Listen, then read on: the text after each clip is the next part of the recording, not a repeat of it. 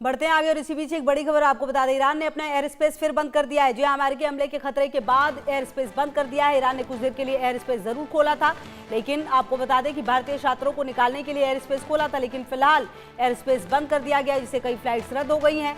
अब ऐसे में जो भारतीय हैं वो भी कैसे निकलेंगे ये देखना होगा, लेकिन फिलहाल आपको बता दें भारतीय छात्रों को निकालने के लिए जो एयर स्पेस खोला गया था वो बंद कर दिया गया है। एयर स्पेस बंद होने से कई फ्लाइट्स जो हैं वो रद्द हो गई हैं और दिक्कतें निश्चित तौर पर होती हुई अब नजर आएगी। अमेरिकी हमले के खतरे के लिए जो ये एयर स्पेस है उसे बंद किया गया है। ईरान ने कुछ देर के लिए एयर स्पेस खोला जरूर था भारतीय छात्रों को निकालने के लिए, क्योंकि लगातार ईरान में स्थितियां खराब हो रही है और इसलिए भारत की तरफ से जो लगातार एडवाइजरी है वो भी दी गई है कि आप जल्द से जल्द ईरान छोड़ें। लगभग 10,000 लोग ईरान में रहते हैं अगर भारतीयों की आप बात करें। और भावना सिसोदिया हमारी सहयोगी ज्यादा जानकारी के लिए हमारे साथ। भावना, देखिए कुछ देर के लिए एयर स्पेस खुला जरूर था लेकिन फिर से बंद कर दिया गया। ऐसे में जो लोग हैं वो तो वहीं पर फंसे रह गए, क्या कोई भी निकल पाया वहां से? जी देखिए, बात बिल्कुल सही है। जिस तरीके से ईरान की स्थिति बनी हुई है, हजारों की संख्या में जो है छात्र वहां पर फंसे हुए हैं, उसको लेकर देखिए कल भी देखा गया था कि एकदम से कुछ घंटों के लिए जो है एयर स्पेस बंद कर दिया गया था। लेकिन जिस तरीके से जानकारी सामने आई थी कि एयर स्पेस जो है खोल दिया गया है, लेकिन मैं आपको बता दूं कि ईरान ने फिर से जो है एयर स्पेस बंद कर दिया है, जिसकी वजह से कई फ्लाइट्स जो है कैंसिल हो गई हैं। एयर इंडिया ने बताया कि सुरक्षा को प्राथमिकता देते हुए हुई प्रभावित क्षेत्रों से गुजरने वाली फ्लाइट्स की जो अब वैकल्पिक इस्तेमाल किया जा रहा है। वहीं मैं आपको बता दूं, जब ये फ्लाइट्स दिल्ली से न्यूयॉर्क के लिए उड़ी थी तो न्यूयॉर्क पर जो है लैंडिंग के समय जो एयर स्पेस था उसे बंद कर दिया गया था, जिसकी वजह से रीरूटिंग जो है संभव नहीं हो पा रही थी। वहीं कुछ फ्लाइट्स को कैंसिल किया जा रहा है और एयर इंडिया ने कम से कम 3 अमेरिका जाने वाली फ्लाइट दिल्ली टू न्यूयॉर्क और दिल्ली न्यूयॉर्क और मुंबई न्यूयॉर्क को भी कैंसिल किया है। यानी कि जिस तरीके से एक बार फिर से ये एयर स्पेस बंद किया गया है, उसकी वजह से कई फ्लाइट्स को जो है कैंसिल किया गया है। वहीं इंडिगो ने भी एक्स पर पोस्ट किया है कि ईरान ने अचानक एयर स्पेस बंद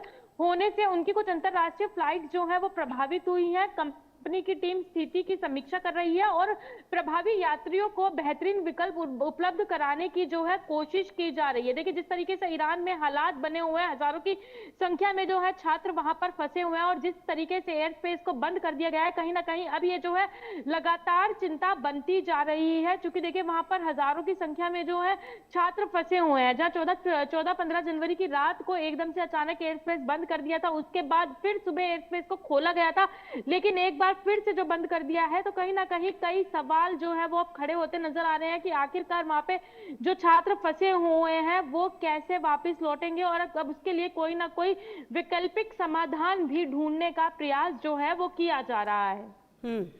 बिल्कुल। और कहीं ना कहीं भावना, क्या ऐसा भी संभव है आने वाले समय में कि भारत सरकार की तरफ से कोई और कोशिश की जाए? क्योंकि देखिए अब एयर स्पेस तो बंद है, ऐसे में किसी का भी निकलना मुमकिन नहीं होगा। करीब 10,000 लोग हैं जो भारतीय हैं वहां पर, उसमें से 6,000 छात्र हैं, कुछ लोग काम करते हैं, 2,000 करीब छात्र हैं, कश्मीर के भी हैं। तो कुल मिलाकर जो स्थितियां हैं वो तो अभी यहाँ पर काफी विपरीत लग रही है। ऐसे में क्या लग रहा है कि भारत सरकार की तरफ से क्या कदम उठाए जा सकते हैं?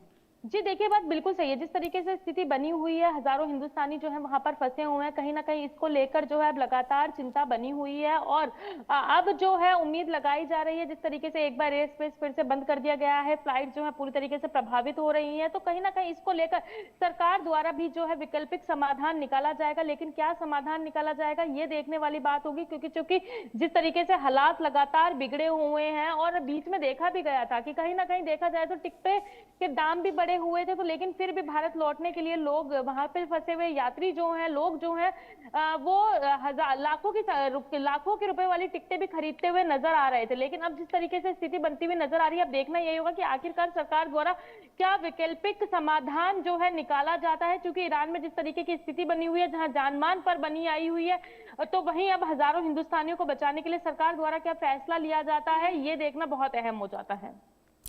बिल्कुल। और कहीं ना कहीं ईरान में भी देखिए स्थिति भावना काफी ज्यादा खराब हो रही है और कुल मिलाकर लगातार अमेरिका की तरफ से भी धमकी दी जा रही है। और अगर ऐसा कुछ भी होता है तो फिर भारतीयों के लिए, क्योंकि देखिए कह तो दिया गया है कि ईरान छोड़िए, लेकिन अब विकल्प ही अगर बंद कर दिया गया तो फिर क्या हो सकता है? कहीं ना कहीं क्या आने वाले समय में जो, चलिए एयर स्पेस तो बंद हो गया है, लेकिन क्या कुछ दूसरा रास्ता निकाला जा सकता है आसपास के किसी देश से मदद लेकर? ऐसी कोई बात सामने आ रही है?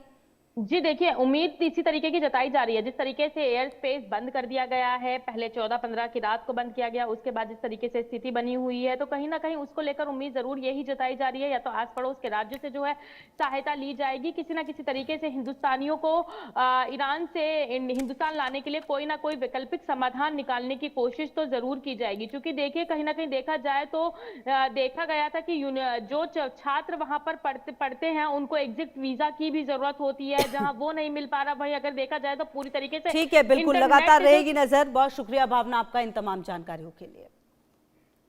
तमाम खबरों पर नजर है, आप रहिए हमारे साथ, देखते रहिए इंडिया न्यूज।